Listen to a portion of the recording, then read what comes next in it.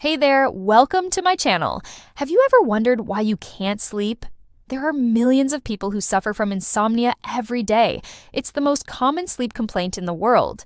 But did you know that 3 in 4 of us will experience at least one episode of insomnia in our lives? And when it lasts for more than a month, it's considered chronic insomnia. But what is it exactly? Why does it happen, and what can you do about it? Insomnia is not just one thing. It's a cluster of symptoms. Having trouble getting to sleep, waking up too early or very often during the night, or not feeling well rested even after sleeping for hours.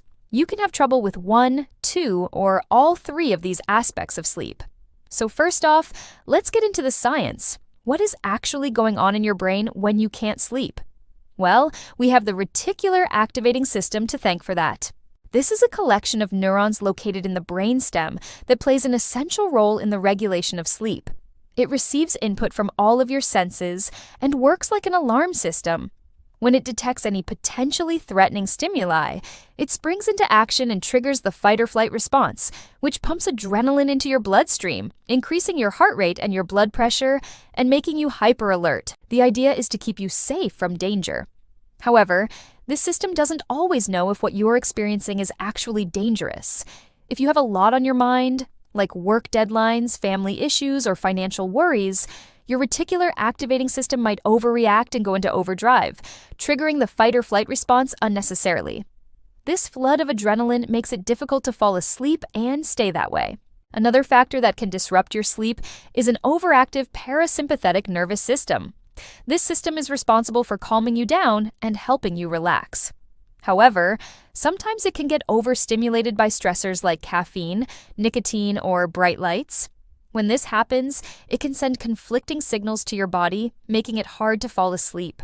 There are also internal biological factors that can contribute to insomnia, like genetics, age, gender, and medical conditions. For example, people with mental disorders like anxiety and depression are more likely to develop insomnia than others. Also, women tend to experience more insomnia than men, especially after menopause due to hormonal changes. People with restless leg syndrome or sleep apnea may find it hard to stay asleep because of uncomfortable sensations or disruptions in their breathing.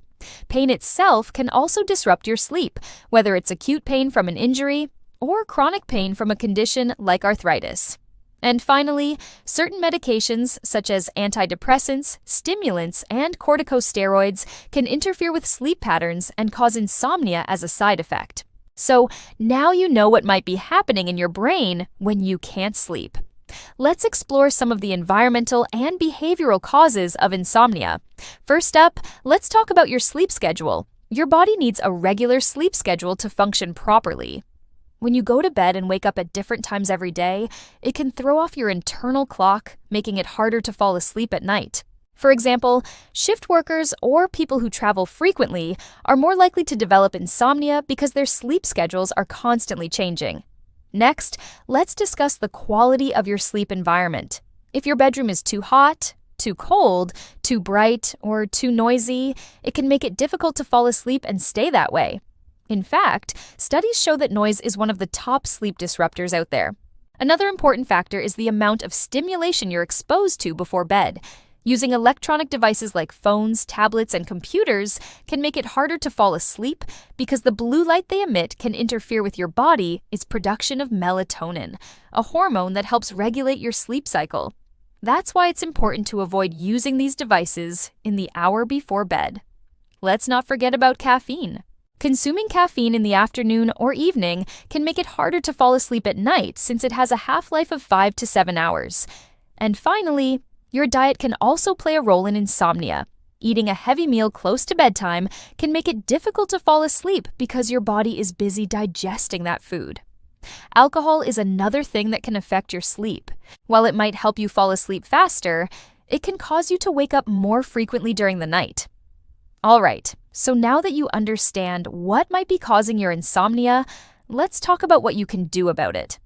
First off, try to identify what's keeping you awake. Is it stress, anxiety, pain, or something else? Once you figure that out, you can start to develop strategies to address it. For example, If stress is keeping you up, you could try relaxation techniques like deep breathing exercises or meditation.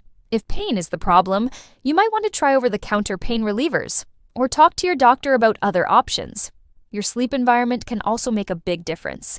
Make sure your bedroom is dark, quiet, and cool, and avoid using electronic devices before bed. Also, try to maintain a regular sleep schedule. Go to bed and wake up at the same time every day, even on weekends. This will help your body establish a consistent sleep rhythm. Another tip is to avoid napping during the day. Napping can make it harder to fall asleep at night. If you must nap, keep it short, like 20 to 30 minutes. It's also important to be mindful of the foods you eat. Avoid heavy meals and caffeine before bed. And finally, if you're still struggling to sleep, consider seeing a healthcare professional. They can help you identify any underlying medical conditions that might be contributing to your insomnia and rule out any medication side effects. They may also recommend cognitive behavioral therapy for insomnia, or CBT, which is a type of therapy that focuses on changing thoughts and behaviors that are interfering with your sleep. Insomnia is a very common problem, but it's not your fault. Understanding the causes of insomnia can help you take steps to improve your sleep. By making changes to your lifestyle, you can get the restful sleep you need to feel your best. So if you're struggling to sleep, know that you're not alone and that there is help available. Don't hesitate to reach out to a healthcare professional today. Thank you for watching. We hope that you learned something new and that you're one step closer to achieving better sleep and overall health. Remember to subscribe and stay tuned for more informative videos. If you have any questions or comments, please drop them down below. We'd love to hear from you. And thanks again for watching. See you next time.